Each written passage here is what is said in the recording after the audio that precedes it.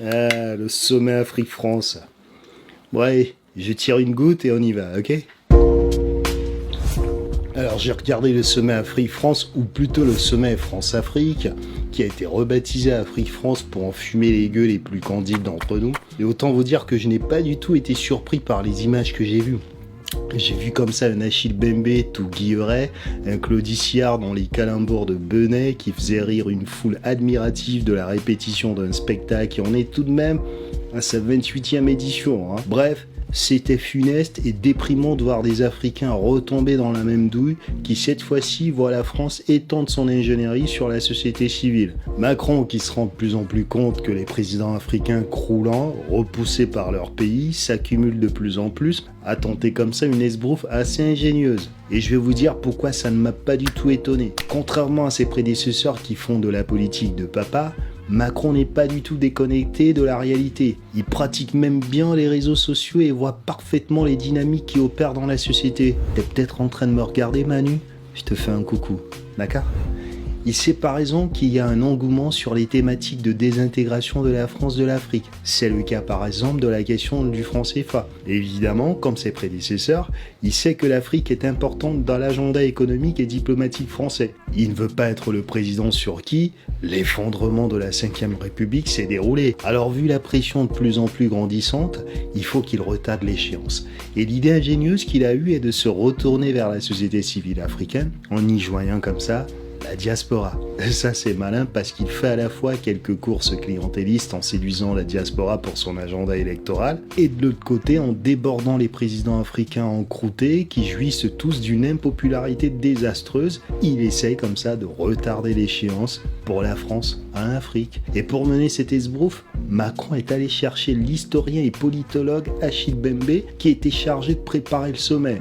En gros, un Africain qui plus est un penseur majeur du postcolonialisme qui était donc l'instigateur de cette nouvelle stratégie désespérée. Franchement, voir cet homme passionnant dans cet endroit m'a fait de la peine. Mais ça m'a aussi comme ça permis de confirmer à nouveau que l'élite africaine a peu de vista et acceptera les crachats jusqu'aux déjections qu'on lui balancera à la tronche tant qu'elle touchera quelques billets et quelques paluches agrémentées de sourires cajolards. Est-ce que vous comprenez pourquoi je suis particulièrement acerbe avec cette élite? Elle court après des gamelles étroits et n'en a rien à faire de voir la majorité des Africains continuer dans la mendicité. J'ai lu comme ça quelques déclarations d'Achille Bembe et je ne sais pas s'il fallait que j'en rigole ou que j'en pleure. Cet homme trouvait tout de même que c'était un projet nécessaire, raisonnable, que la mission que lui a confiée Emmanuel Macron était une mission de bon sens et que l'Afrique devrait pouvoir y trouver son intérêt. On est passé de l'homme qui avait comme ça des prises de position intransigeantes sur le colonialisme à l'homme godiche qui est persuadé que c'est un partenariat qui va naître entre la France et les pays africains. C'est comme si les brebis sont invitées à un festin dans lequel le lion promet de partager ce qui n'est pas à lui. Vous pensez vraiment que les brebis ne seront pas le menu après? Voir des Africains assis dans ce pantomime et jouer encore et encore cette carte de la crédulité m'a vraiment attristé et bidonné à la fois. J'aimerais que vous compreniez ceci. Celui qui a le pouvoir peut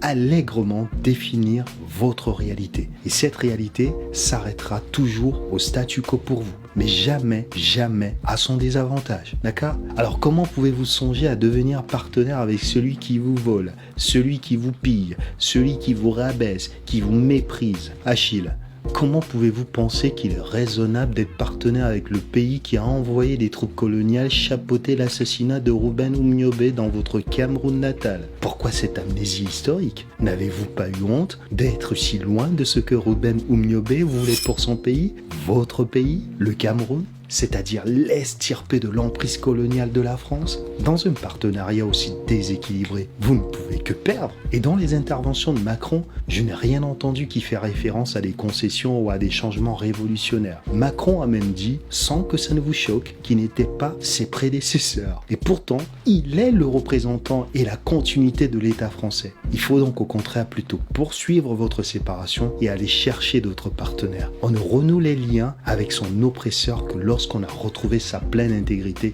et son bien-être. Jamais lorsqu'on a encore autant intériorisé sa soumission. Je ne vais pas revenir sur les interventions des intervenants qui étaient globalement intéressantes, mais par moments aussi, j'ai vu de la naïveté ou des contours baveux qui se comprennent parce qu'on ne va pas se leurrer. Certains de ces jeunes espéraient tirer quelque chose de ce moment, comme la Marocaine Amina Zaknouf qui a quand même réussi à glisser le fait qu'elle n'a pas encore le droit de vote en France et qu'elle espère l'avoir. Un petit message subliminal plus rapide que la poste à Manu qui voulait dire « Ma naturalisation, tu peux l'accélérer ou pas Manu ?» Il y a des moments comme cela où des erreurs de langage comme celle de Chekfal qui a dit qu'il était pour la programmation d'un retrait progressif de l'armée française en Afrique. J'ai trouvé ce propos incroyable. Un Africain qui ne demande pas un retrait immédiat du pays qui a quand même usé de toute forme de neutralisation dans son continent, mais qui se contente de demander un retrait progressif de l'oppresseur de cette ère. C'est dire la difficulté que nous avons aussi de porter nos convictions chevillées au corps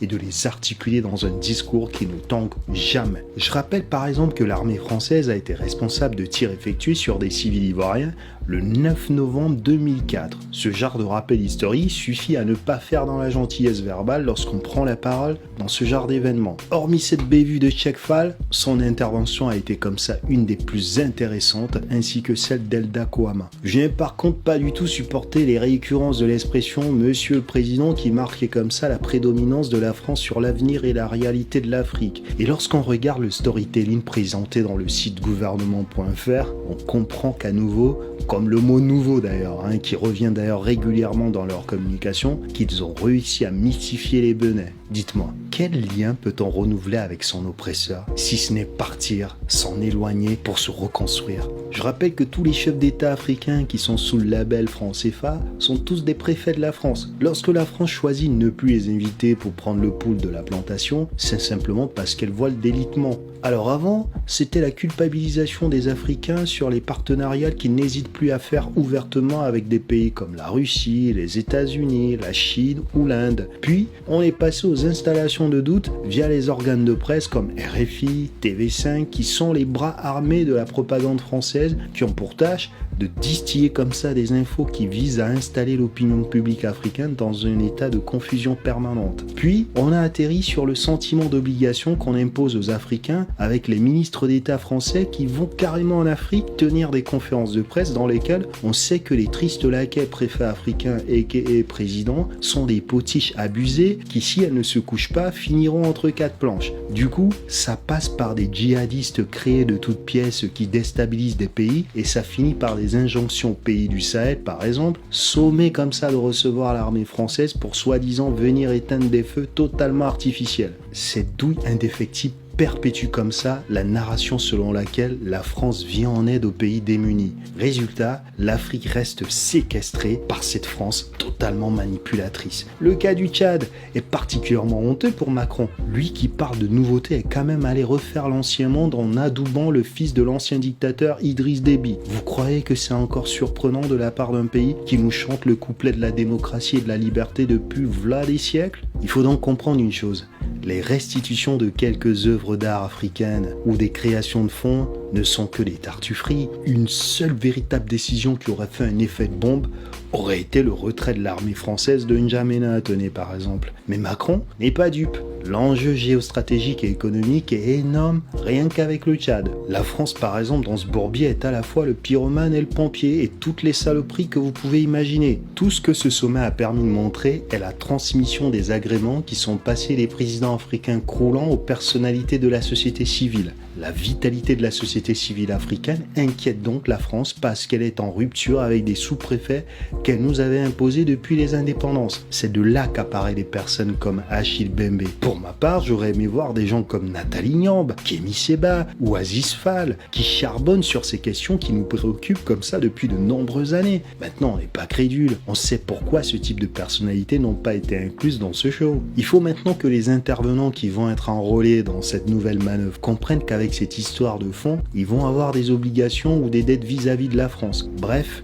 Les boui-boui comme des sommets comme celui-là sont aussi l'occasion de voir grandeur nature comment un manipulateur opère. Tout ce qu'il dit pour se valoriser est malhonnête et biaisé. Et lorsqu'il vous caresse dans le sens du poil, c'est parce qu'il est insatiable. Résultat des courses, j'ai vu un Macron tour à tour moralisateur, imposteur, doucereux, tartufard, mystificateur, bravache et chose assez curieuse alors qu'on est dans un sommet dans lequel on nous apprend que la France n'interviendra plus dans les affaires internes africaines puisqu'elle sera désormais partenaire. Tout le discours de Macron montrait complètement l'inverse. Son vocabulaire était à nouveau interventionniste, vous chassez le naturel, il revient rapidement au galop. Le clientélisme qui a été la marque de fabrique de la France-Afrique est vite réapparu avec un Macron qui annonce comme ça aux intervenants qu'il va les enrôler dans la création de ce fonds. Tenez, il a un passage qui suffit à lui seul pour comprendre son propos. Je vais vous le passer, tenez.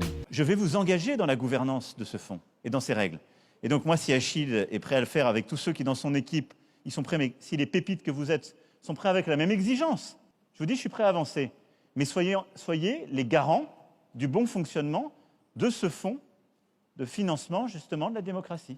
Ce genre de passage suffit pour comprendre qu'on avait affaire à quelqu'un qui a parfaitement compris l'importance de la société civile pour permettre à la France de conserver comme ça son influence en Afrique. Ce qui est par contre inquiétant, c'est de voir une certaine partie de l'élite noire ne toujours pas traverser les contre-coups psycho-émotionnels. Ça reste difficile pour elle de se séparer de la France. Claude Sierre, par exemple, qui croit encore qu'un autre monde est possible en étant sous l'aile de l'oppresseur, est d'une candeur volontairement opportuniste qui ne m'étonne absolument pas. Au-delà de cette kermesse qui est un non-événement pour moi, j'applaudis par contre le fait que les Africains de la colonialité française commencent à comprendre qu'ils doivent s'organiser en réclamant de plus en plus que la France s'éloigne de leur destin. La relation malsaine de la France avec l'Afrique est de plus en plus vacillante et cet avenir incertain s'accélère de plus en plus au grand désarroi comme ça de la France. Macron tente donc quelque chose de futé pour maintenir ses victimes sous les griffes de Marianne, mais elle se résignera à ce qui va s'accélérer. L'Afrique est encore pauvre,